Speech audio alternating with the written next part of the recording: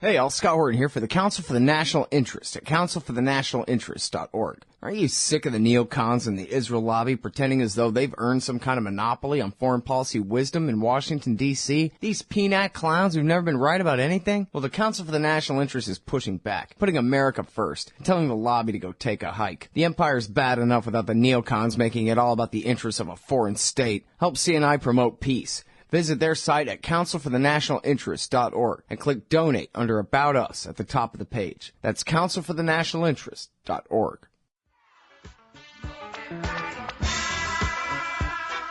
All right, y'all, welcome back to the show. I'm Scott. I am joined on the line by the great Marcy Wheeler, Empty Wheel, they call her in the blogosphere. EmptyWheel.net is her great blog. Welcome back to the show, Marcy. Thanks for joining us. Thanks for having me. Well, you're welcome. Very happy to have you here. EmptyWheel.net is the place, and you can find the full Ed Snowden statement I was just referring to republished there. It's also at WikiLeaks.org. So, listen, I was hoping that you could catch us up a little bit on the Microsoft and the Skype and the what have you. You know, Glenn Greenwald's way too cool to return an email to me nowadays, but so I got to find my... I gotta invoke other geniuses to come and explain his journalism. But before we get into the newest stuff, and in fact we could even talk about the Latin America stuff if we have a little bit of time. We only have about 10 minutes. But I was hoping first that we'd talk just a little bit, if you could clarify your understanding of the PRISM thing, because people are still fighting and accusing Greenwald of being a lousy reporter because he says that Snowden says that the slide says that PRISM provides direct access, but it's just a little box, and that's different. And so what is the truth about that? Marcy, could you tell me?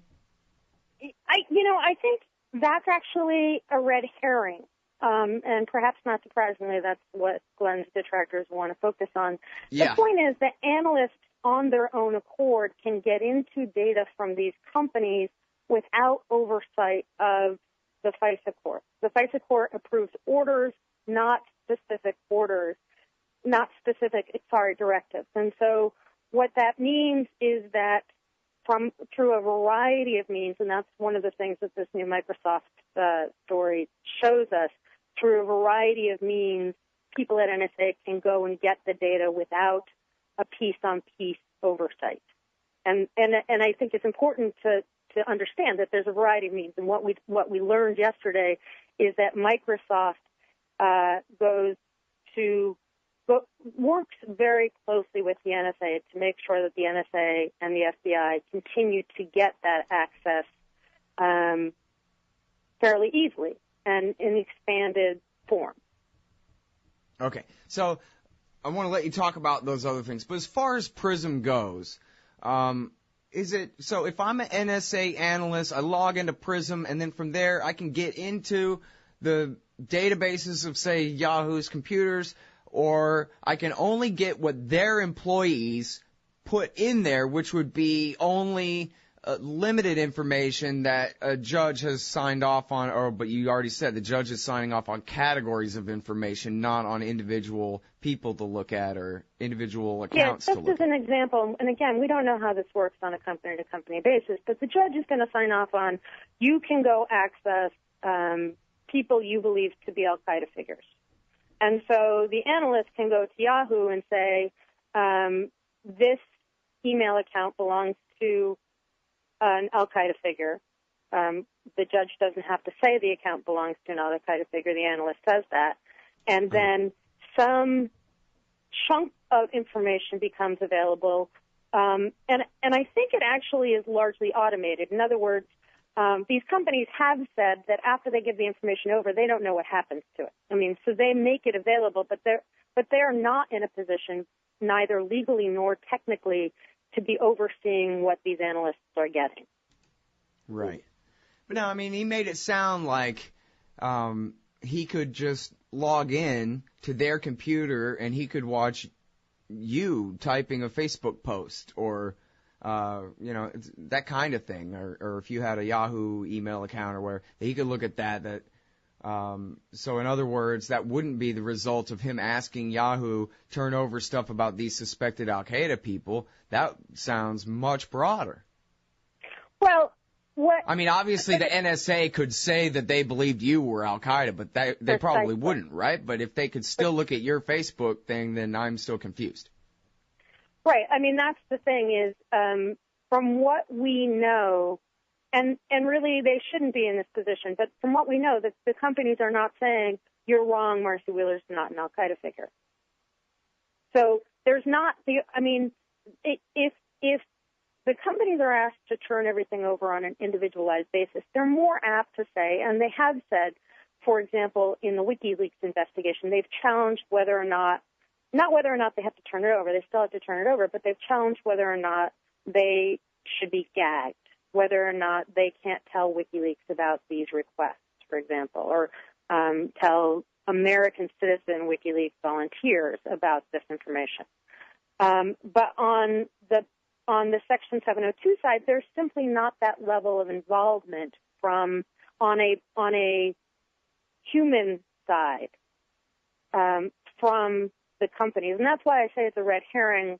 The word direct from their servers, they're not getting access to everybody. They're not able to troll through Yahoo's accounts and say, I'm going to look and look and look until I find Marcy Wheeler's account. But there isn't a lot of oversight at the analyst level when they're going and getting things. Gotcha. If that makes sense. I do. I believe I understand it.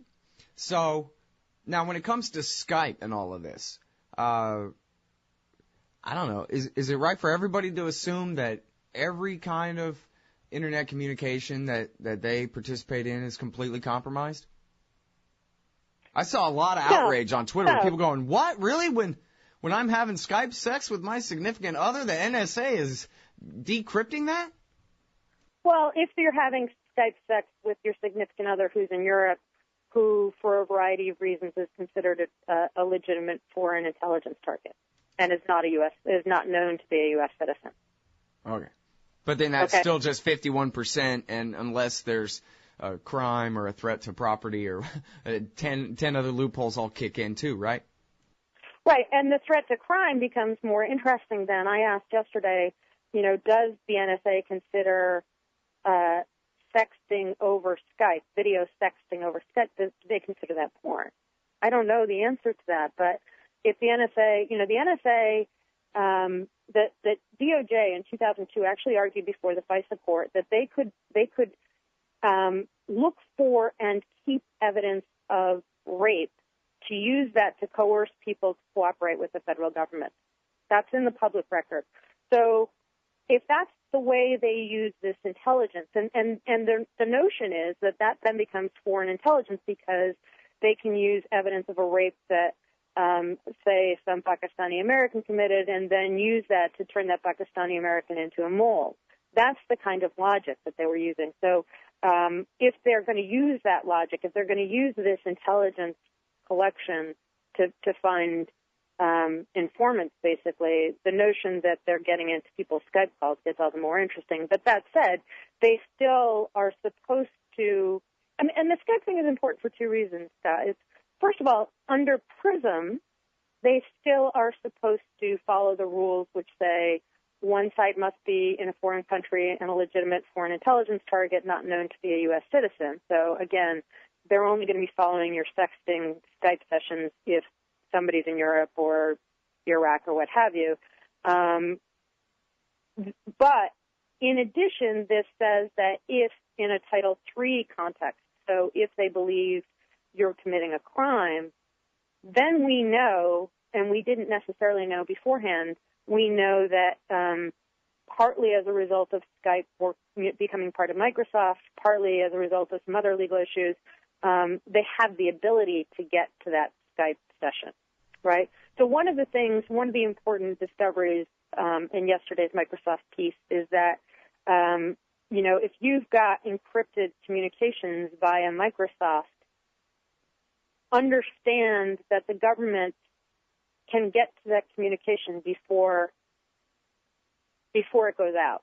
In other words, before the encryption process gets applied to your communications, right, the government can get to it. And that's a really important distinction because when we talk about the encryption, the people that say Microsoft and presumably Google too apply to our communications, what we now know is that the NSA gets to preempt that encryption. So we may have location-to-location encryption when we're using Microsoft or Google, but that may do us no good if the NSA really wants it. That's funny. And yeah, they already indicated, right, that if you encrypt something, then they consider you foreign, which means, I guess, you're hiding something, or else why are you encrypting? And so then they're just going to crack it. You're actually better off not encrypting, I guess. Well, there are two issues. One is encrypting your regular communication. I mean, using Gmail, which is encrypted site to site. That is important because there are other people who want to steal your emails. The harder you make it for people of all sorts to steal your emails, is good. Mm-hmm. But the other thing, but then there's the question of whether you go to the effort of encrypting it yourself. So in other words, using Tor or something like that to encrypt your emails and your chats and what have you. And the government, if they don't know that it's a U.S. person's communication, which if you're encrypting at that level, they're not going to by definition, then they're going to keep it forever until they break it and read it and make sure that it's not interesting. I'll tell you what.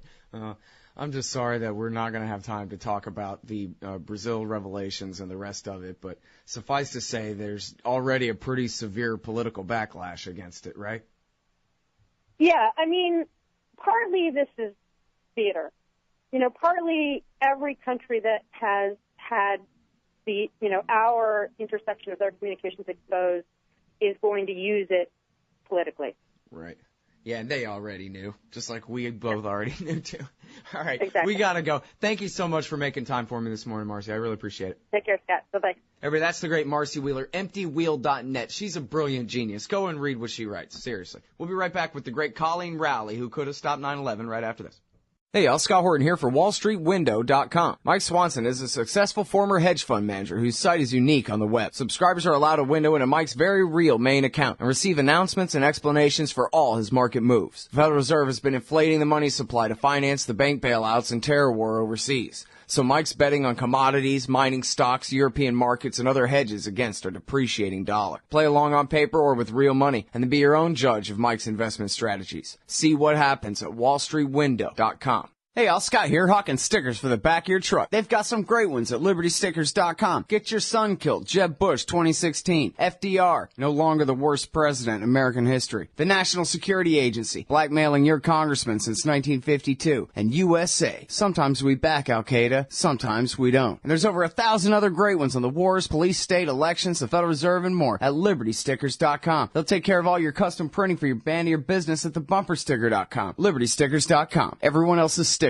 suck. Hey, all, Scott Horton here to tell you about this great new project, Listen and Think Audio at listenandthink.com. They've got 2 new audiobooks read by the deepest voice in libertarianism, the great historian Jeff Riggenbach. Our Last Hope, Rediscovering the Lost Path to Liberty by Michael Maharrey of the 10th Amendment Center is available now. And Beyond Democracy, co-authored by Frank Karsten of the Mises Institute Netherlands and journalist Carl Beckman, will be released this month. And they're only just getting started. So check out listenandthink.com. You may be able to get your first audiobook absolutely free. That's Listen and Think Audio at listenandthink.com. Hey, you own a business? Maybe we should consider advertising on the show. See if we can make a little bit of money.